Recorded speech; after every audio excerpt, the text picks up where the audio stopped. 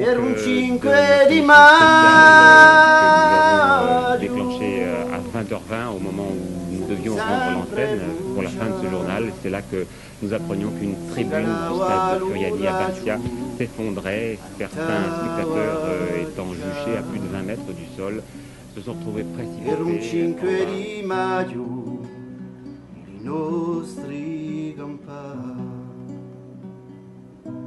Due sospaisate que les voci cantano. Ce moment-là, il va être très terrible, mais qu'est-ce que c'est à côté des moments vécus par les familles victimes et des moments qui vont vivre encore en ce temps. Alors je vous demande, dès le coup de sifflet de l'arbitre, dès le coup de sifflet d'un coup d'envoi, de vous concentrer sur le plan que nous avons élaboré ensemble, sur le plan du jeu qu'on a élaboré ensemble, et sur votre tâche, sur votre rôle. Parlez-vous, soutenez-vous.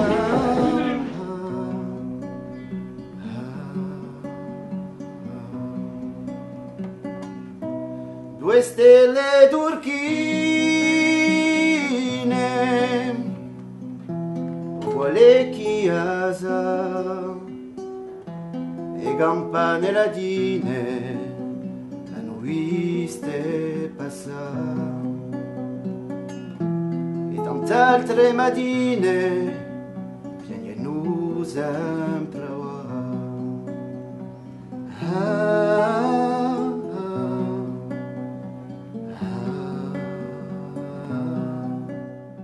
Salut les tristes, horreur à Furiani titrait le Corse Matin au lendemain du 5 mai 92. Une cicatrice à vie pour le football français, ou plutôt le football corse. Devoir de mémoire oublié, promesse envolée, ça sera justement le débat de cette seconde partie de Minen Foot. On attaque sans plus attendre le débrief face à Saint-Étienne.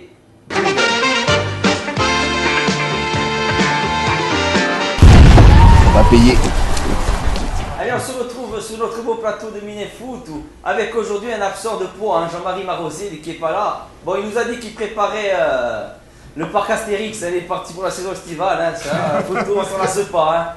Jean-Marie reviendra la semaine prochaine, allez, ne vous inquiétez pas, là il est au parc Astérix. Et on accueille notre premier invité, Alexandre Cotogne. Bonsoir à tous, merci.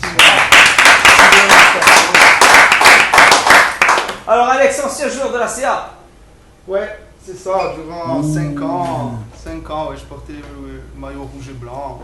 Bon, ton excuse, vu que tu es dans Bastia 1905, membre actif, Bastia 1905. Ouais, c'est ça, membre actif, ouais, d'Ajaccio, fait des déplacements et tout.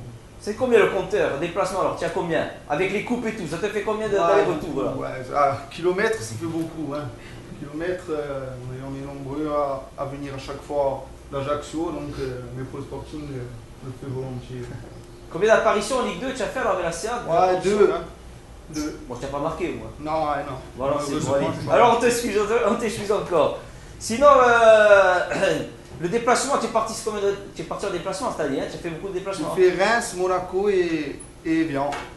Evian, voilà, la première victoire en Ligue 1 en ce qui me concerne. Et super déplacement, on était 60 à partir de Bastia. Et voilà, c'est la victoire qu'il fallait, et ça tombe bien, on y était. Bon, c'est bien, c'est bien. On va accueillir aussi un second invité, hein, Didier Grassi. Didier.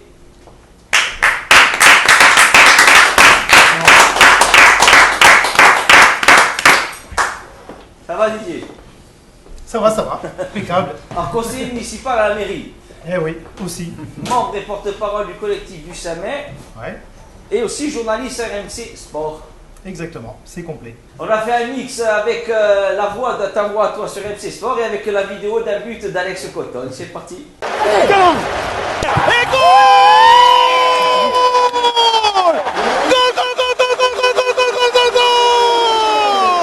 Oh, le but magnifique! Une frappe magnifique du pied gauche qui est venu se figer tout près du poteau gauche. On parle souvent de la voix de Pounette, mais toi aussi c'est pas mal. Hein, sur RMC, tu vis le match, tu cries aussi pareil. Ouais, c'est vrai que bon, RMC, il me laisse un petit peu faire ce que je veux, donc bon, c'est sympa de leur part et c'est effectivement, je peux me libérer au moins sur les buts. Bon, sur les actions, des fois c'est un peu difficile, Mais sur les buts, voilà. Ils te disent rien là-bas? Non, au contraire, ils sont contents, je crois. Allez, on va passer alors à ce match face à Saint-Étienne, hein, une belle victoire hein, dans un stade archi-comble. Et première question alors, un schéma technique, alors schéma tactique, encore un 4-1-4-1, encore payant Anthony. Ouais. On a enchaîné Evian, là on refait encore un 4-1-4-1. Des fois, ouais, avec un gilet, en plus ce rôle il lui va à merveille. Un rôle de sentinelle un peu seul qui fait essuie-glace. Voilà, parce que c'est vrai que quand Gilet a fait des bons matchs avec Caillou à côté, quand ils étaient tous les deux dans l'axe, mais des fois on dirait que quand il joue avec Caillou à côté, qu'il ne sait pas se placer, ou que, tandis que là, il a tout vraiment, il a tout le champ libre à sa guise, et ce rôle il est parfait pour lui. D'indiquer Boudebouz un peu plus haut. C'est un travail à merveille dans les relances. Enfin, c'est vraiment là le printemps à trouver la tactique. Bah, avec la rentrée de Caillou, comment on va faire? Parce que là, Caillou revient, du coup, dans ce système-là, comment on va faire pour adapter la rentrée de Caillou? Ça va être compliqué. On avait déjà joué avec Caillou, mais à Nantes avec cette compo. Caillou avait la place de Gilet, Gilet était sur le banc. On avait gagné, donc ça fait 3 matchs, 3 victoires. Là, pour intégrer Caillou, on va se confronter à Gilet. C'est des problèmes de riches après, mais. On verra déjà s'il va conserver cette compo Et puis ce système, voilà. Il n'y a pas que Caillou, Palmier, que si tu le fais jouer au milieu, tu es obligé d'enlever ou Haïté ou Camano, soit qui joue à gauche. Après, il y a plusieurs. Voilà. Enfin, tu avais validé pour mettre Palmier, au vu des matchs des deux, outre le but d'Haïté, pour moi, c'est pas une énorme perte. Hein. Non. Palmier qui s'est dit d'ailleurs dans l'équipe de la semaine et qui a fait un match énorme. Il a fait un match énorme. Il était héroïque. Pour moi, les deux à mettre en avant vraiment, même si toute l'équipe a joué à un très bon niveau, c'est Gilet et Palmier. Moi, c'est ce que j'ai donné d'ailleurs à RMC, justement, pour la composition des RMC. Ça a été retenu, mais pour moi, vraiment, les deux qui ressortent sur cette rencontre, c'est Gilet. On a Modeste aussi qui a été bon. Les autres ont été bons. François, il fait la saison qu'il n'a pas fait l'année dernière. L'année dernière, il était un peu en dedans, on sentait qu'il n'était pas libéré. Là, depuis qu'il a rejoint le groupe, depuis que Printemps l'a mis titulaire, il fait une superbe saison. Et puis il avait un rôle. Moi, quand tu dis déjà qu'il aurait dû faire une saison comme ça l'année dernière, et puis le rôle même de leader qu'il aurait dû, qu'il n'a pas eu même lui-même, je pense qu'il s'en est rendu compte, qu'il n'a pas eu l'année dernière. Et pour en revenir aussi, moi je pense que Brandao a fait un travail de titan. Et si Gilet a fait ce match, c'est aussi Brandao qui t'empêche, qui harcèle vraiment le premier relance. Il gêne à la première relance constamment, même à la 90e. Il continue à courir, à peser sur les défenses. Et Brandao, les joueurs qui vont jouer à côté de Brandao vont marquer des buts. C'est Cabano de Evian. Haïté là, on aurait pu en marquer. Bon, on aurait pu en marquer, puis on en a marqué un. Et je pense qu'avec Brandao, dans ce rôle, même Boudebouz et Danick vont avoir des occasions. C'est quand tu as dans ton équipe que tu te rends vraiment compte de l'importance qu'a ce joueur. Il y a un très beau but d'Haïté. Et Alex, toi qui a été attaquant, alors il est évident parce qu'il met son corps un peu. Je pense qu'il sent avant qu'il faut faire ça. Et je pense que s'il tire comme un bourrin, ça part au-dessus. Il a vraiment assuré le coup. Après, il doit marquer avant. Quand il y a le cafouillage, il doit mettre une mine au milieu. Mais il est à 2 mètres. Pour moi, il doit après, le but est beau, ça rapporte 3 points. Mais par contre, je rajouterais sur les 2 matchs-là, sur le podium, Bernès. Là, moi, je l'ai trouvé énorme. Franchement, depuis le début de la saison, je le critique. Il a beaucoup de choses. Je le critique, mais sur ces 2 matchs-là, il a été énorme. Derrière, il a remplacé Skulac comme il fallait. Et puis, ce qu'il faut qu'ils comprennent maintenant, quand nous on disait, comme moi je disais, c'était de la magagne, hein, c'était. Parce qu'on pensait qu'il avait des qualités, tout ça, c'est pour ça que j'insistais qu'il durcisse son jeu. Parce que même en durcissant. Quand il joue plus dur, tout ça, il a plus de conviction, il est meilleur, là dans l'impact, tout ça, il est meilleur. Et les gens vont être un peu plus indulgents avec lui quand il va se louper. Parce que là, s'il est moins bon à Rennes, on va être indulgent.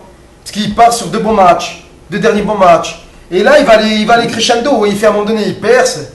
Depuis Osvaldo Piazza. Il y a la régie de 2 actions, de belles actions sur le centre, sur la tête de Camano, et il en a une autre sur Ruffier. Mais il a vraiment durci son jeu, les gars. Ah oui, quand on dit tout ça, on dit il a durci son jeu parce que c'est pas le même joueur qui était à Sochaux. Tu as réussi à faire un méchant. Dans la mentalité, quand tu prends un Mouma comme voilà, c'est lui qui va le chercher, qui est un peu Mathieu, je pensais pas que tu allais aller jusque-là. J'avoue que de suite, le match d'après, tu allais bouger. Voilà, c'est comme ça. Tu es le vrai défenseur du Sporting, c'est ça. Bon, il a coupé les cheveux aussi, hein. Bon, ça encore. Jean-Marie aussi, pour Jean-Marie qui voulait l'autre. Non, mais l'habit ne fait pas le moine. Continue à jouer comme ça et franchement. Et puis tu verras que même l'année prochaine, tu vas être mieux installé. Donc tu auras un an de plus au Sporting, tu vas être peut-être même leader de vestiaire. Hein, On a le podium encore ce matin, mais il est un peu vers un 3e sur la marche numéro 3. Numéro 1 Gilet, 2 Haïté. Ils ont mis 2 Haïté. Haïté, c'est surtout pour le but, mais moi j'aurais bien vu Brandao comme on a dit avant. Ah non, pour moi c'est Palmier. Ouais, ou Palmier, les deux, voilà. Enfin, il mérite beaucoup le mérite. Oui, mais sûrement pas Haïté par contre. Hein. C'est pour le but libérateur. On en va tout quelque hein. Sinon, l'arbitrage danois, comment vous l'avez trouvé? Parce que le penalty, il y est ou pas alors, ce penalty? Est-ce qu'il y a penalty sur Danick, sur l'action où il part je sais pas, moi sur le direct, je n'ai pas revu les images. Alors, sur le direct, bon, je sais pas. Franchement, faudrait revoir. J'ai pas revu les images. Les pénaltys, c'est compliqué, mais le juge de touche, par contre, côté sud, c'était vraiment une infliction. Il y avait des fautes devant lui à répétition. Il n'avait pas envie de siffler. Mais Lannoy a été pédagogue. Lannoy a été pédagogue 2 ou 3 fois, notamment sur Diakité. Il le sort d'ailleurs. Voilà, et Printemps a bien senti le coup, il l'a sorti. Parce que bon, je pense que Drissa il finissait pas le match. D'ailleurs, en parlant de Diakité, il y a Chen qui le remplace, qui a fait un match énorme. Je pense que Diakité, il n'est pas trop là dans la tête, mais physiquement. Pour cette fin de saison, moi je vois bien Chen, il continue parce qu'il est vraiment à chaque fois qu'on répond présent. Par contre, il a été bon quand. Mais de l'impact, Diakité. Dans l'impact, il a été bon. Parce que les attaquants, il te les a frustrés, les attaquants. Oui, voilà, c'est ce que j'ai dit. Et pour en revenir à M. Lannoy, quelqu'un qui travaille à l'aéroport m'a dit ce matin qu'il a vu qu'hier en repartant, il a dit que lui il aime beaucoup l'ambiance de Forian et tout ça, qu'il n'a pas d'a priori. L'ambiance en plus contre Saint-Etienne a été énorme. Les 4 tribunes étaient c'est digne. C'était une ambiance très digne. Ah ouais, c'était fabuleux. Magnifique. C'était fabuleux. Bon, on a eu aussi des Stéphanois en tribune, il y en a eu, il y a des belles photos comme ça, voilà. Après on aime, on n'aime pas. Qu'est-ce qui était pour ou contre alors qu'ils soient un peu dans les tribunes mélangées? Moi, ça a dérangé? C'est pas dérangeant, mais je suis plutôt contre ça parce qu'après il faut que ça reste Fouriane. On n'est pas Lorient, on n'est pas les Fair Play 10. Donc ils sont là. C'est bien, on se respecte parce qu'on s'entend très bien avec les Stéphanois. Maintenant, il ne faut pas non plus envoyer des invitations à tort et à travers. Attends, je serais d'accord avec toi, mais là quand tu vois les photos, tu vois que c'est des familles, tout ça, ils ont des enfants. Quand c'est mélangé, oui. La personne vient. Maintenant, il n'y en a pas 40 ultras en tribune, ça c'est pas pareil. Oui, mais maintenant, si tu laisses venir, tu dis rien, qu'est-ce que tu en sais? Si dans 3 ans, justement, ça ne vient pas à 40 ultras. Il y a les joueurs stéphanois qui ont été aussi applaudis. À l'entrée, moi j'étais pas encore arrivé. Ils ont été applaudis. Oui, ils ont été applaudis. Ils ont été surpris aussi, ils ont applaudi en même temps. Non, mais en fait, ils ont surtout été applaudis quand il y a eu l'annonce, quand ils ont dit que les Stéphanois porteront le brassard noir. C'est Galtier, les gens ont applaudi et Galtier était bien applaudi. Après, il y a eu un type Oméga, il a dit on vous aime bien, mais vous êtes quand même des Français de merde. Bon, ils ont rigolé, même les Stéphanois ont rigolé, ils ont pris aussi à la maga et bon, ça s'est bien passé finalement. Le classement, voilà, on est 12e, alors 43 points. Le maintien est assuré, je pense. Un scénario catastrophe. Même à 41, je pense que le 17e va se maintenir à 41. Oui, pourquoi? Parce que il va y avoir des confrontations directes, comme dit Didier. Les gens, ils pensent truc, mais il faut savoir qu'ils vont jouer entre eux, ils ne peuvent pas nous dépasser. C'est ça. Et un autre classement qui est intéressant, c'est depuis que Printemps est arrivé, je crois qu'on est 10e et on est devant le Marseille de Bielsa. Et on est devant Saint-Etienne. Non, ça c'est le match retour. Sur le match retour, mais depuis que Printemps est là, tu es devant le Marseille de Bielsa. On va finir européen. Je plaisante. C'est faisable. Ne tirez pas dessus. Mathématiquement, c'est faisable. Tu as raison. Quand tu vois le match on peut finir 6e. Et 7e, peut-être là le 7e. Non, c'est 6e. Mais bon, quand tu vois le match de Saint-Etienne, tu te demandes qui jouait l'Europe. Ah oui, non, et puis c'est pas ça. C'est que faut te dire que d'où on est parti, d'où l'erreur de casting de Makelele. Et ça fait, c'est fantastique, là on revient vraiment de se sauver. Il y a eu vraiment un travail énorme qui a été fait. On voit qu'il y a de la qualité dans le groupe et si on arrive à conserver la majorité des joueurs, pourquoi pas faire quelque chose de bien l'année prochaine. Sinon, autre chose à dire sur ce match. Sur le match, qu'est-ce qu'il y a d'autre? Dans le jeu, je pense qu'on a vraisemblablement fait notre plus belle prestation à Fourier. Même en tribune, on a fait notre match en tribune, sur le terrain. Exactement. Tout était réuni vraiment pour faire passer une belle soirée.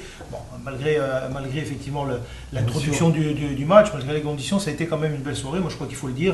Et bon, le Fourian, on l'aime comme ça. Mais moi, Didier, je pense que les médias, ils ont pas assez relayé tout ça. Pierre Ménès, on a quand même parlé. Bravo à lui.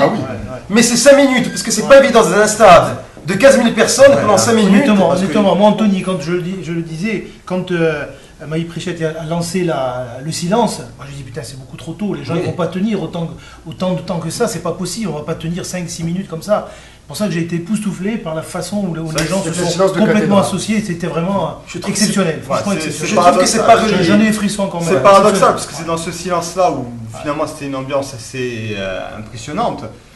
Et voilà, c'est un truc que tu vois que les joueurs étaient chez nous en France. Tu le vois ici. Ce n'est possible que chez nous. Et voilà, ce n'est possible que chez nous. En Angleterre et chez nous. Non, mais je parle en France. Oui, en France, oui, exactement. Parce qu'il y a eu une minute de silence, je crois.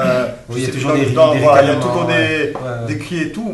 Ça n'a pas été relayé, ça aurait été à Lens, c'est relayé à mais c'est propre comme nous aux Anglais. Voilà. Et moi, ça, tu vois, quand ils font des hommages, tout ça, en Angleterre, ça marche beaucoup. Et chez nous, en Italie, c'est beaucoup plus, ils tapent dans les mains, tout ça, donc c'est plus truc. Mais beaucoup en Angleterre, moi, ça m'a rappelé. Mais voilà, j'ai été déçu de ne pas avoir un beau montage sur ce moment qui était exactement. Moi, je dis que les médias n'ont pas assez relayé ces 5 minutes. C'est vrai. Mais parce que les médias, ils aiment relayer ce qu'on fait de mal. Parce et que ce qui m'a mis hors de moi, c'est vrai qu'après, c'est dans le Canal Football Club, ils remontrent le choc Haïti. Ils sont revenus sur le choc Haïti. Alors, je pense qu'il y a Diakité sur mais après, grosse ouverture. Et après, quand ils vont interviewer Amouma à la fin, je sais pas si tu as vu que tu lui vois là ce baffe là à la fin du match, c'est juste pour montrer la cicatrice. Ils s'en foutent complètement de ce qu'il dit. Ils veulent juste vraiment montrer qu'il a la. D'ailleurs, aucune minute de silence sur les stades était pour le Samé. C'était pour le Népal. Ça aussi, sur les autres stades, oui. C'était pas pour le Népal. Là, c'est fait exprès, c'est pas possible. C'est vraiment pour nous faire chier. En plus, on l'annonce sur les réseaux sociaux. Et moi, je sens par d'autres journalistes, Arnaud Tulipier d'ailleurs, que j'avais fait le papier avec lui dans France Football. Je le remercie, là, c'est lui le seul qui a relayé, qui a retweeté quand on a mis la photo sur son Twitter, Arnaud Tulipier, journaliste de France Football. Lui, tu vois que c'est lui qui a à cœur. Mais le reste, tu vois qu'ils sont un peu gênés, que non, il faut jouer, pour eux, il faut jouer, il ne faut pas leur enlever leur championnat. Voilà. D'ailleurs, moi, j'ai pas compris l'intervention de Daniel Bravo. D'habitude, il nous défend toujours, et là, il a fait une intervention. J'ai vu que tu as posé la question et tu as répondu ou pas, non? Aucune réponse. On n'a pas de réponse de Daniel Bravo. Non, on n'a pas compris ce qu'il voulait faire. Bon, 11e victoire en tout cas, c'est beau. C'est fait, je pense que c'est fait. On va regarder un peu ce qu'on a vu sur l'étoile des réseaux sociaux concernant le Sporting cette semaine. Allez, on a vu des anciens joueurs bastillais champions pour l'occasion avec Jean-Jacques Roch, sacré champion de CFA avec Sedan, il n'en oublie pas de brandir la bandera. On continue avec l'ancien attaquant du Sporting, Ben Saada, qui accède à la Ligue 1 avec le club de Troyes, à noter son tweet de remerciement à Christophe Vincent et Claudio Bovu. Et enfin, on a pu voir le retour de Magno Novaes à Bastia, mais face au CAB avec le club d'Amiens. Autre retour, celui de la Squadra Corse, en match amical face au Burkina Faso le vendredi 29 mai à Fouriagne. On a pu voir aussi le magnifique tweet du blog d'Evian, une pensée aux supporters bastillais qui vont faire plus de 600 km pour rentrer trempés et relégables, bref, de grands visionnaires. On a vu le petit clin d'œil de la famille thiriaise Faure à MNF. La photo des vilains ours rebelles à la fin de la rencontre face à Orléans. On se demande encore que voulait-il faire de cette table en tribune. Et pour finir, la mise à la porte de Junior Tallo suite à une soirée trop arrosée sur le port de Tog. Et voilà tout ce qu'on a pu voir sur la toile des réseaux sociaux. Alors Tallo, renvoyé, info ou un tox? Alors, on sait pas... Un fox. Un fox, donc c'est presque... C'est-à-dire, je m'explique. Un fox. Tallo, c'est un secret de polichinelle. Il parle que ça fait déjà, avant qu'on joue à Istres contre Guingamp, il parle qu'il a fait une faute assez grave. Il n'est pas parti avec le groupe, alors qu'il devait être dans le groupe. On m'a pas dit, ma source ne m'a pas dit ce qu'il a fait. Mais il m'a dit, Anthony, c'est pas bien tout ça, très mauvaise mentalité. Et depuis ce match, il n'est plus à Paris ni dans le groupe. D'ailleurs, il n'est pas parti à Paris, tout ça. La finale, ouais, lui, il y en a des au Ouganda. Et Ouganda. Mais je crois qu'Ouganda, c'était un peu moins grave. La preuve, il était dans le groupe là. Mais Tallo, il a fait quelque chose. Alors, est-ce qu'un jour, on aura le fameux de l'histoire, mais de quelque chose de pas bien du tout. De nuisible au groupe. Donc là, ils l'ont écarté. Je pense qu'il touche son salaire. Voilà le truc. Mais ils l'ont dit, il ne vient plus. Il préfère carrément donner le salaire et l'écarter du groupe. Donc c'est la faute. C'est pas la première fois où il est écarté. Même la télé l'avait écarté à l'époque. On a été prévenu d'ailleurs, je sais pas, c'est comme des gens de l'ACA nous avaient dit, faites attention, on a entendu des rumeurs, Alex. Mauvaise mentalité, et un joueur de l'ACA qui nous avait dit c'est une mauvaise recrue, très mauvaise mentalité. Ouais, très mauvaise recrue. Bon, sinon Didier, le retour de la Squadra Corse, tu la vois comment? Tu penses que ça peut faire du bien pour les clubs insulaires ou... Moi je pense que c'est un bien ça. Moi je pense que c'est une bonne chose, la Squadra Corse, parce qu'on a besoin, encore une fois, on a un football identitaire, à Bastia on le sait très bien, et ce football identitaire, il faut qu'on le retrouve sur l'ensemble de l'île. Je crois que la Squadra Corse, elle a vocation à un moment ou à un autre, moi je le crois, de devenir une équipe nationale et de pouvoir participer à des compétitions là, ça prend officielles. Pas, ça prend pas encore. Pour l'instant, ça prend pas. Il n'y a pas de compétition. Pour l'instant, ça prend pas parce qu'il n'y a pas de compétition. On n'est pas dans une logique de compétition. Burkina Faso, tu peux pas alors là, malheureusement, tu vois, je vais te dire Burkina.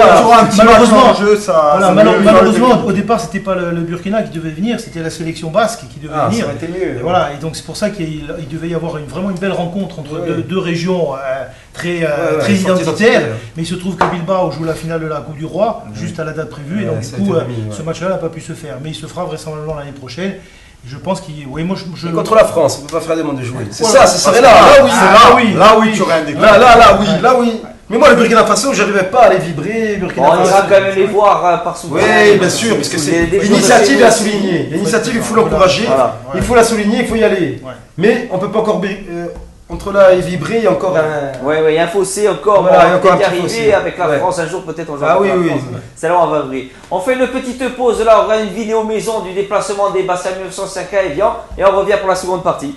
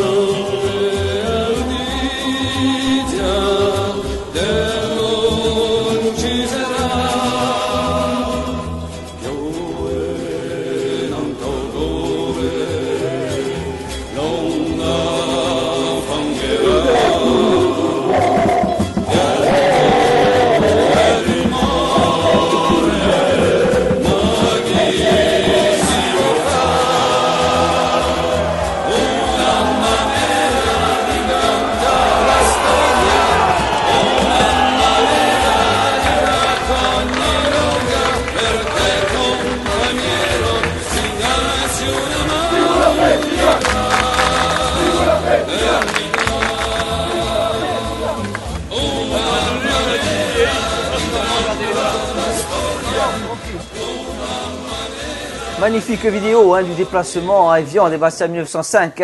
Encore une fois, un périple de plus à leur actif. Bon, je sais pas, il y avait d'avoir plus de 16 heures de car, sans compter après le trajet en bateau. Bon, encore merci à eux. D'ailleurs, tu y étais, toi, Alex. Ouais, heureusement que la victoire, parce que c'était la route un calvaire. Si on avait perdu 3 points de retard sur Evian, mais bon, c'est les plus belles victoires. Comme contre un concurrent direct, à 4 ou 5 journées de la fin, c'est les plus belles victoires. En plus, quand on voit ce qu'ils mettent sur Twitter et tout, ça fait du bien, franchement, ça fait du bien. Et tu voulais rajouter un truc sur les incidents Ouais, voilà, ce qu'il y a eu à la CA, moi, ça, franchement, ça me fait de la peine que le club soit 18e en Ligue 2, j'ai joué là-bas et tout. Et moi, je comprends les supporters, parce qu'au bout d'un moment, ils n'en peuvent plus. Quand ils ont une équipe qui s'en fout complètement du maillot comme ça, moi, franchement, je les comprends. Et franchement, je préfère 100 fois que ce soit Orléans qui descende qu'un club corse. Après, il y a de la rivalité, mais ça me fait de la peine pour eux, je comprends les supporters largement. Puis après, il faut voir aussi, c'est vrai que si la CA descend, il y a des salariés, il y a des gens qui sont salariés, tout ça, c'est vrai que c'est chier. On a été dans la même situation. Après, on a été dans la même situation, mais nous, ça nous a sauvés. C'est ce qui a fait qu'on est là aujourd'hui. Nîmes va les sauver, on les sauver de toute façon. Mais il ne faut pas s'en réjouir, c'est ça que je veux dire. Voilà. Bon, sinon, comme tu as dit, magnifique victoire à Evian, on a vu ça.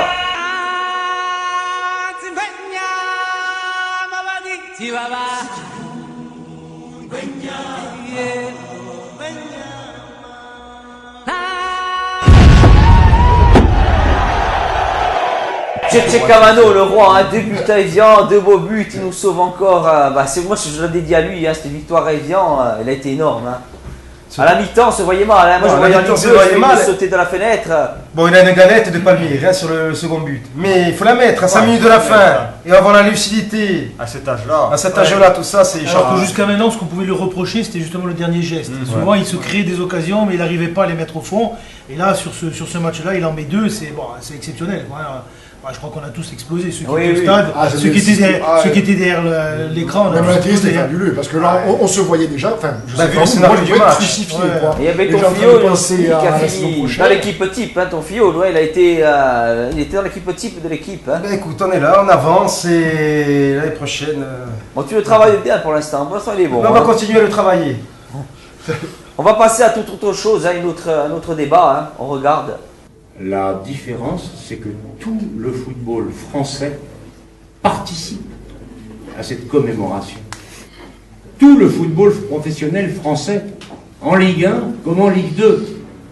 Le 5 mai, sur tous les matchs professionnels, il y aura lecture d'un texte et minute de silence. C'est un bel hommage aux victimes de Fouriane. Juste pour commencer sur ce sujet, juste. excusez-moi, juste. Là, c'est quand il était ici, il était venu à Bastia. C'était le 14 mai 2013. Tout ce qu'il a dit, il parlait, il était dans un état second. Si c'est la peur, je sais pas quoi. À JB, nous on était allés le voir avec JB. Contre JB, il faut savoir que JB avait perdu son œil contre, justement après des incidents. Il avait dit est-ce que vous allez porter civil, tout ça, ouais, contre la CA. Il avait dit allez-vous porter civil, tout ça. Thierry, oui, bien sûr. Enfin, tout ce qu'il avait dit, c'est du pipeau. Ça n'a jamais été fait. Donc là, tout ce qu'il a dit là, ce jour-là, il était sur notre planète. D'après moi, son cerveau, il était. Tu aurais pu lui demander n'importe quoi. Il aurait dit oui. Il voulait repartir tranquille. Voilà, à ce jour, de toute façon, Didier, toujours pas de sacralisation du 5 mai. Les rencontres se joueront normalement le jour d'anniversaire du drame de Fouriane. Seuls les clubs corses ne joueront pas à cette date. Par contre, sur tous les autres stades en France, les rencontres auront bien lieu avec une minute de silence et un texte à haute voix, une lecture d'un texte. Voilà, donc là, ce qui avait été dit suite au comité exécutif de la Fédération française de football, on rappelait qu'il y avait eu un comité qui avait été créé, auquel on avait participé activement, on avait fait des propositions, on nous a pris vraiment pour des pipeaux durant toutes ces réunions-là, notamment justement le représentant de Thiriès, c'est-à-dire son directeur général, M. Jean-Pierre Hugues, je le cite, un ancien préfet qui avait été lamentable durant ces réunions-là, qui s'était moqué des gens, qui envoyait des textos alors qu'il y avait les filles Avania et Gudicelli qui étaient en train d'expliquer qu'est-ce qu'elles avaient vécu depuis des années et des années. Et ça avait été quelque chose d'horrible, sincèrement quelque chose d'horrible, et il n'en est rien sorti du tout, si ce n'est effectivement ce que tu viens de dénoncer. Et puis éventuellement, on ferait une minute de silence en 2000, je ne sais plus combien, 2018 je crois, parce que ça tombe un samedi. Ça tomberait en 2018. Ça tomberait un samedi, et donc là on ferait éventuellement sur tous les stades de France une minute de silence. Bon, il faut expliquer à M. Hugues qu'il y a déjà eu un préfet qui a eu les oreilles qui sifflaient, pourquoi pas deux. Sinon les familles, c'est les familles des victimes qui veulent absolument, il faut savoir que c'est les familles qui veulent que cette date soit proscrite du match. Bon, je pense que beaucoup de gens maintenant se sont également raccrochés à cette revendication. Elle a une raison simple, c'est qu'il se trouve que le 5 mai et le mois de mai, c'est les fins de championnat, et qu'à cette période-là, on l'a déjà vécu, on arrive souvent sur des rencontres qui peuvent être décisives. On l'a vu en 2001, c'était une finale de Coupe de la Ligue, on l'a vu en 2010, quand Marseille a été sacré champion de France contre Rennes. On a failli le voir il y a encore l'année dernière ou il y a 2 ans, quand Paris Saint-Germain jouait le 5 mai, et heureusement que les Valenciennois avaient réussi le match nul, autrement ils étaient sacrés un 5 mai, et donc ça veut dire qu'on fait la fête, et c'est normal qu'on fasse la fête sur un titre. Et puis pendant ce temps, nous ici, on commémore 18 morts, 2500 blessés. Moi je dis toujours, il ne faut pas oublier que le 5 mai 92, c'est le foot fric français qui a tué. C'est le foot fric français qui a tué, et c'est encore aujourd'hui le foot fric qui nous empêche effectivement d'avoir cette commémoration, d'avoir ce droit d'avoir une véritable reconnaissance nationale de cette tragédie. Parce que quand on dit on ne joue plus en Corse, mais on n'a jamais joué en Corse le 5 mai, depuis 92, on n'a pas attendu Thiriès pour ne plus jouer au football le 5 mai. Je veux dire, depuis la catastrophe, on n'a jamais joué au football un 5 mai en Corse. Donc sa proposition, elle est complètement nulle. La seule chose qu'on a rajoutée, c'est qu'on ne fait plus de finale de coupe. Ça veut dire quoi? C'est-à-dire que c'est le problème du football corse, ça veut dire le football corse. Voilà. Donc, le problème, il est là, c'est qu'en disant ça, on dit la faute, elle est uniquement en Corse. C'est vrai. C'est vrai que les responsabilités, il y en a eu beaucoup chez nous. Oui, mais énormément chez nous. Le fait est quand même qu'il doit venir contrôler les installations, etc. Mais le procès a dit que ça avait 100% de chances de tomber. Exactement. On dit 100% de chance. Ça ne pouvait que tomber. Alors là, il n'y a pas un délégué qui aurait pu le dire. Non, puis même l'État, ça parle de responsabilité. Il n'y a pas eu de prévention qui ont été faites dessus. Il y a le mec, justement le gars qui est venu faire les premières constatations techniques, il avait fait un courrier en juillet je crois en juillet juste avant, 91, il avait fait un courrier en disant attention, il peut arriver une catastrophe comme celle qui est arrivée à Fouriane. Et personne ne l'a écouté. Et après, c'est lui qu'on a fait venir pour faire les expertises. Donc ça prouve bien que l'État avait aussi sa part de responsabilité. Pour moi, je pense que bien sûr, on ne doit pas jouer, mais les bâches et tout, c'est trop facile. Les clubs qui nous soutiennent, Marseille et tout, quand ils ont fêté le titre, c'était en 2010. Pour moi, ils savaient que ça allait tomber un 5 mai, il faut dire on ne joue pas, on va fêter ils savaient qu'ils allaient sûrement fêter le titre, on doit dire on ne doit pas jouer le 5 mai. C'est facile de mettre des bâches, de soutenir. Mais le soir même, c'était de dire on ne doit pas jouer le 5 mai. Le soir même, il y en a un qui a dit je vais avoir du mal à faire la fête ce soir, c'est Didier Deschamps. Didier Deschamps, le soir même, il a dit je ne pourrais pas faire la fête ce soir parce que c'est au club. C'est au club. C'est vrai que lui, il a vécu la tragédie. Il était avec Marseille. On a la vidéo justement du soir où l'OM. Quand l'Olympique de Marseille a retrouvé son titre de champion de France, et c'est pas du tout contre l'Olympique de Marseille, et c'est pas du tout contre les supporters de Marseille, parce que en 1992, les supporters de Marseille avaient été aussi exceptionnels. Lorsque j'étais hospitalisé à Marseille, il y en a qui sont venus nous soutenir, ça aussi je l'oublie pas. Mais il y a 2 ans, le 5 mai, eh bien, il se trouve que l'Olympique de Marseille a retrouvé son titre de champion de France.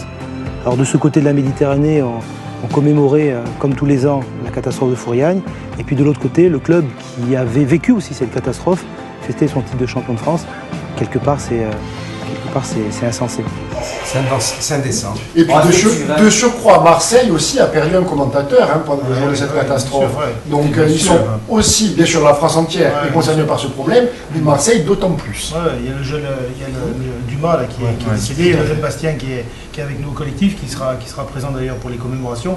Il vient tous les ans et bon, c'est vrai que Marseille a aussi été. Les journalistes. Les journalistes marseillais. Non mais de la France entière. Jacques Vendroux est tombé. Bien sûr, il y a eu plein de journalistes. C'était une demi-finale de Coupe de France. Non mais ils étaient placés là en plus. Ils étaient en haut. Il y a une pétition qui avait été lancée justement au début du match. On avait 44 260 signataires. Et ces dossiers là, ça va où alors? Parce qu'il n'y a pas de suite. Il y a eu l'Assemblée de Corse a aussi fait plusieurs demandes à l'unanimité. Hollande, quand il était candidat à la présidentielle, il est venu ici, on l'avait rencontré sur la place Saint-Nicolas et il nous avait dit qu'il nous soutenait. Bon, tout le monde nous soutient, mais tout le monde, après une fois qu'ils sont en situation de prendre des décisions... Là, mais à quelle appartient alors cette décision? À qui il faut toucher? La décision, elle appartient dans un premier temps aux autorités du football français. Mais jusqu'à maintenant, les autorités du football français n'ont pas été très à l'écoute, et notamment la Ligue professionnelle de football. Encore une fois, Frédéric Thiriez, parce qu'il ne faut pas oublier que Frédéric Thiriez, à l'époque, il a un cabinet d'avocats, vous savez comme moi, c'était l'avocat de la Fédération française de football. Donc voilà, il est un petit peu partie prenante quand même. Le Graët, pareil, à l'époque, il était président de la Ligue nationale de football, qui est l'ancêtre de la Ligue professionnelle de football. Donc ces gens-là, et quelque part, si jamais on ressort le fait qu'ils avaient des responsabilités, c'est pas bon pour eux non plus. Bon, à partir de là, si les autorités du football français ne vont pas dans le sens de ce qu'on appelle la sacralisation, l'État a la possibilité de le faire. Les fédérations sont délégataires d'une autorité qui leur est donnée par le gouvernement. Donc à un moment donné, s'il faut passer par la loi, on sait qu'il y a un projet de loi notamment qui avait été porté par un député corse, qui existe toujours, qui est à l'Assemblée nationale. S'il faut passer par la loi, on passera peut-être par la loi. En tout cas, c'est ce que nous a laissé entendre le secrétaire d'État qu'on a rencontré il y a quelques jours. Lui, apparemment, est prêt à relancer, à rouvrir le dossier. On a fixé une réunion. C'était la photo avec les moustaches. Voilà, on avait fait un petit comme ça dans le bureau. On a été faire un petit tour à la Ligue professionnelle de football et à la fédération, c'est vrai, pour montrer qu'on sait où sont les responsabilités, on sait qui a la possibilité d'eux et qui, pour l'instant, ne fait rien. Voilà. Sinon, on a Maoulida qui joue tous les ans le jeu, cette chaîne, avec c'est bien. Il y a Toifilou, il y a beaucoup d'anciens joueurs. Oui, Suarez, il y a Geneste, il y a Suarez, Anthony Modeste, Anthony Modeste, Novaes aussi. C'est beau, Modeste, c'est vrai que c'est beau. Mais c'est des joueurs qui ont été sensibilisés, c'est vrai que pendant longtemps, on peut se le dire, on est entre nous, pendant longtemps, la catastrophe, on n'en parlait pas trop, pendant des années et des années. Et là, depuis le 20e anniversaire, un petit peu avant, on en reparle beaucoup. Et il y a quelqu'un que je veux citer, moi, autour de cet état, parce que je sais que vous l'appréciez énormément, c'est Frédéric Hans. Fred, lorsqu'on l'a rencontré, il s'est appuyé aussi là-dessus à plusieurs reprises autour du 20e anniversaire. Et il a tenu, lui, à sensibiliser les joueurs sur ce qui s'est passé. Et c'est vrai qu'aujourd'hui, la tragédie, on l'a intégrée complètement dans l'histoire du Sporting. Et je crois que ce qui est réconfortant pour nous, c'est que les jeunes se sont appropriés aussi cette partie-là de l'histoire qui est tragique par rapport à l'histoire joyeuse de 78, de 81 et des montées en Ligue 1. Donc ça fait partie du patrimoine et je pense qu'on avait compris où est-ce qu'il fallait toucher les joueurs, la sensibilité des joueurs. Et bon, le seul point positif, c'est le maillot. Il y avait un accord, ça y est, signé avec le club, entre le collectif et le club. On soit en noir chaque match le plus approchant de cette date. Oui, c'est ça qui a été proposé par le club et qu'on a accepté parce que ça nous semblait être une bonne idée. Ils ont mis du temps quand même pour accepter ça alors que bon... C'est la troisième fois en fait, puisqu'il y a eu en 92 au moment du retour du Sporting à Fouriagne, on avait rejoué, vous vous en rappelez, en noir, c'était contre Nancy je crois. Exactement. Et on avait gagné déjà à l'époque. Ensuite il y a eu le match le 20e anniversaire, maillot noir également. C'était à l'extérieur, c'était à Sedan, je crois, au Mans, c'était au Mans. Et puis c'était Hans. Et puis il y a ce maillot-là, donc qui sera le 4e maillot du Sporting. Et tous les ans, donc effectivement, le match le plus proche du 5 mai, le Sporting jouera en noir, que ce soit à domicile ou à l'extérieur. Et là-dessus, moi je voudrais aussi associer les autres clubs professionnels qui ce week-end, le dernier week-end, se sont également associés. L'ACA a joué avec un brassard noir, le Gaz aussi, et le CAB a joué à l'extérieur en noir, alors que d'habitude il se déplace en blanc. Donc je crois que c'est important qu'effectivement tout le football corse au moins soit solidaire. Et il y aura les plateaux qu'on fait habituellement avec les jeunes mercredi. Il y en aura un pour la première fois du côté de la CA. Ça aussi c'est un geste fort. Et d'ailleurs je serai présent avec Lauda Gudicelli. Parce que vous savez qu'il y a eu à un moment donné, il y a eu aussi sur ce sujet-là quelques tensions. Donc on veut montrer qu'on a conscience que tout le monde est avec le collectif et avec cette revendication. Je crois que c'est important. On est au point mort, hein, de toute façon, ça avance pas. On est avancé quand même, il faut des titans quand même, il faut un travail. Je crois que c'est réconfortant. Le travail est fait, mais je veux dire, de l'autre côté. Pour l'instant, de l'autre côté, il n'y a pas grand-chose. Braillard s'est quand même engagé à poursuivre les discussions. Enfin, ça va quand même dans le bon sens. Braillard, en plus de ça, a fixé une réunion au 10 juin. Il a dit clairement que lui, il était sur les mêmes positions qu'une de ses prédécesseurs, Fourneron, qui avait dit qu'elle soutenait la revendication de sacralisation du SAMé. Donc lui, personnellement, il est sur cette position-là. Il va réunir tout le monde autour de la table, toutes les parties prenantes, donc la fédération. Lui est sur cette position, mais le ministère aussi, ou je sais pas personnellement. Quand il dit c'est le ministère ou lui? On verra. Moi, j'espère que le ministère suivra. Et puis bon, nous, on s'est appuyé aussi sur les engagements, y compris du président de la République, de Mitterrand à l'époque. Donc, ce sont des on n'a pas retrouvé les vidéos de Mitterrand où il dit justement. Alors, il a dit à l'hôpital. Il a dit le lendemain, le 6, quand il a rencontré des victimes. Mais bon, apparemment, on n'a pas retrouvé effectivement. Fournet Fayard. Oui, Fournet Fayard aussi avait été dans ce sens-là. Mais enfin, Fournet Fayard, dans cette histoire-là, il a tellement été mauvais après la catastrophe. On n'en parle même plus. Vous n'avez plus en parler. On continuera à se battre de toute façon pour que cette date soit. Moi j'y crois parce que de toute façon à un moment donné, que ce soit Thiriez ou même Le Graët, Le Graët il est un peu plus. Je pense qu'il serait pas contre lui. Hein. Mais bon, le jour où Thiriez s'en ira, et j'espère que ça sera le plus vite possible. Je pense que là, c'est pour ça qu'il faut qu'on reste présent, il faut qu'on continue. Il y a du monde aujourd'hui justement à la Stèle à 16h, c'est à 16h, il y a le regroupement à la Stèle. À 16h, il y a du monde depuis quelques années. Je crois que c'est important aussi que les gens viennent à la Stèle. Alors il y en a qui viennent le matin, moi pendant des années je ne suis pas venu au moment du collectif, je suis venu après, chacun fait comme il veut, mais il y a un passage énorme. Et je vois ce qui est réconfortant aussi, c'est que le soir des matchs aussi, il y a beaucoup de gens qui s'arrêtent et qui mettent des écharpes, c'est énorme. Et même l'été, tout ça, même les gens, les touristes, tout ça, ça fait partie. Ils viennent dans cette stèle là. On est en train de retrouver ce qui se passe à Lisborough, donc nous, exactement. Nous on voudrait qu'il y ait vraiment un mémorial. Il y a un projet aussi dans ce sens-là, et voilà, je pense qu'on peut atteindre le niveau de ce qui se passe. Exactement, mais je voulais en venir. Le bon exemple, c'est Liverpool. C'est ça, Liverpool, voilà. Qui ont, je crois, 96 sièges vides dans le stade à chaque match, qui représentent faire comme ça. Pour moi, s'ils veulent, ils le font facilement, décaler les matchs. C'est super facile. Il y a 2 ans ou 3 ans, ils avaient décalé un match à Paris parce qu'il y avait la Gay Pride. Bien sûr. Ça reste toujours des problèmes d'argent. Je reste persuadé. Si la catastrophe avait été à Paris, Lyon, c'est sûr qu'il n'y aurait pas eu autant. Paris, c'est sûr, mais après, il y a quelqu'un qui est propriétaire des droits de la Ligue 1, et cette personne-là aussi tient la Ligue par les couilles, excusez-moi du terme, et décide de décaler ou non. Si le mec qui a les droits décide de ne pas décaler, on ne décale pas. Là-dessus, nous, c'est ce qu'on nous avait argumenté. On nous avait dit, oui, mais il y a les droits de télé, les télévisions ne voudront jamais. Alors qu'est-ce qu'on a fait? On a été voir toutes les télévisions. On a été voir France 2 qui a des droits sur la Coupe de la Ligue. On a été voir, j'avais eu, comment il s'appelle, Bietri au téléphone. À l'époque, c'était le directeur de Beansport. On avait été voir le chef de cabinet du directeur de Canal+. Et tous nous avaient dit, nous, on fait comme nous demande de faire la Ligue professionnelle de football. C'est-à-dire qu'on s'adapte au calendrier. Donc voilà, je veux dire. C'est des gens qu'il faut s'excuser. Quand il y a la finale de la Coupe de la Ligue, ils décalent tous les matchs le dimanche. Tu vois, s'ils veulent, ils peuvent. Et là, pour la Coupe du Monde au Qatar, on va décaler pour les rencontres. Voilà, exactement. C'est une volonté politique. On attendra et comme Makelele dit, ça va payer. Un jour, ça va payer. Ça va payer. Allez, on va détendre un peu l'atmosphère. On va voir un peu une vidéo de notre Marosé. C'est un petit hommage à lui. 1 minute d'insulte. Le quota. Il manquait le quota Marosé. On n'est pas des enculés.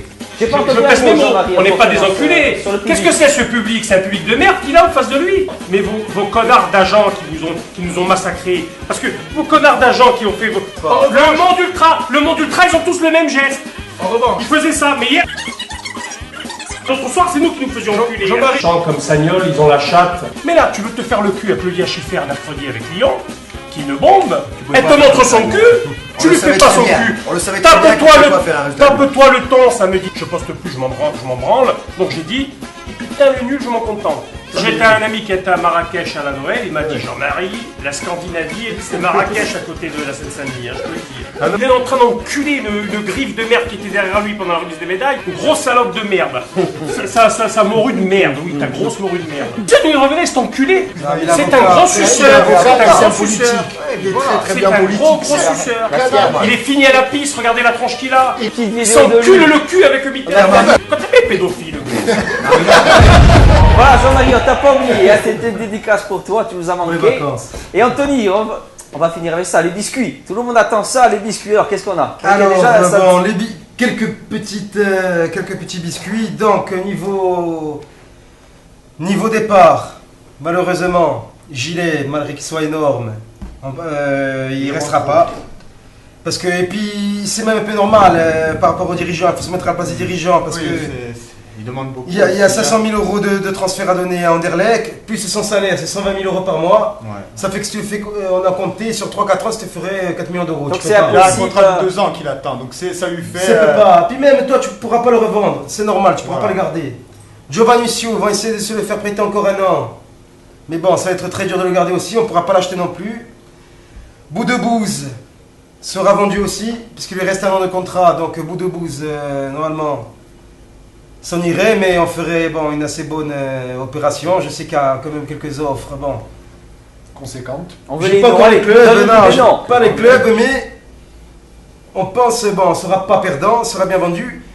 Notre petite pépite Camano, les dirigeants lui avaient augmenté, il a eu une augmentation salariale, tout ça, il était bien, mais bien pour lui. Ils ne pensaient pas le vendre cette année. Mais il y a quand même des clubs intéressés, non des moindres, dont Arsenal, qui se positionnent. Donc Arsenal, s'ils mettent le prix. Pas 800 000 euros ou 1 million non. chaque fois. Les dirigeants disent que si Arsenal, ils mettent le prix et Arsenal serait prêt à te le céder l'année prochaine. Ils te l'achètent et ils te le prêtent un an. Ils te le prêtent la saison à venir. On est gagnant. Voilà, on serait gagnant. Voilà. Ce serait bien. Voilà, attention, c'est quoi pour eux le prix? Camano, si tu le vends bien, tu le vends minimum 10 millions d'euros. Oui. Tu es fou, 10 millions. Oui, mais bien sûr. Mais qui c'est qui va prendre Camano? Un jeune de 18 ans. C'est le jeune de 18 ans qui a marqué qui a été le plus de fois décisif en Europe. Échange-le contre un pays, échange-le. Le seul qui a mis un doublé de 18 ans. Échange-le contre la Grèce. Bien sûr, si tu le vends bien. Oh, bien sûr. Bon, enfin, quoi qu'il arrive, il est déjà preneur. Ensuite. Les arrivées, on veut surtout les arrivées. Bon, alors les arrivées, c'est là que ça devient les. Voilà.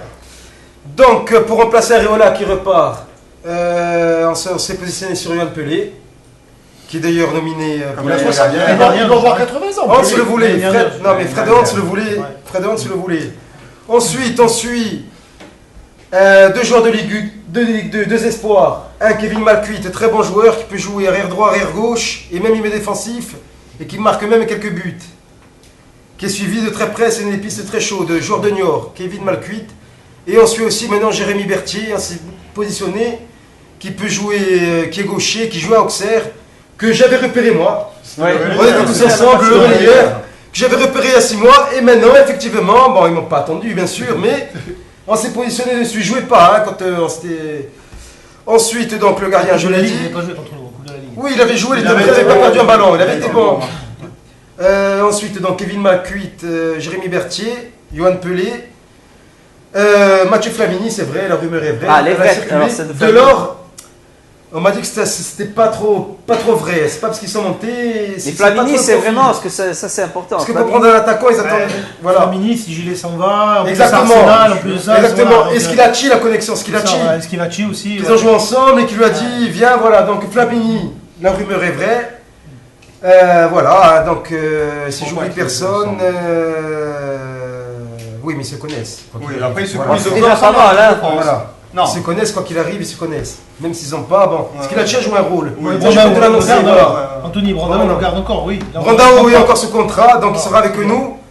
Boudebouz, on le vend, voilà. Et Camano risque, même s'il est vendu, il sera avec nous l'année prochaine. On se quitte sur ces bonnes notes, hein. C'est quand même des bonnes notes, on va se quitter sur ça. On remercie Didier Alex d'avoir participé à ce 19e volet de Minefoot. Hein. À 8h, il y a Perel, hein. Elle est pour eux, hein. Elle se maintient aussi. Et on va accueillir justement une chanson de Stéphane Bernardini en direct. Era un 5 di maggio,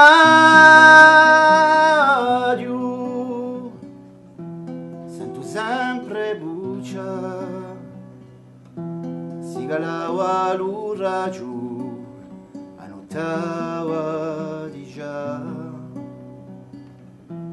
era un 5 di maggio i nostri campani. Due sospaisate che le voci canta, altre chi so portate hanno viste passare. Due serano andate e so scerpa pula.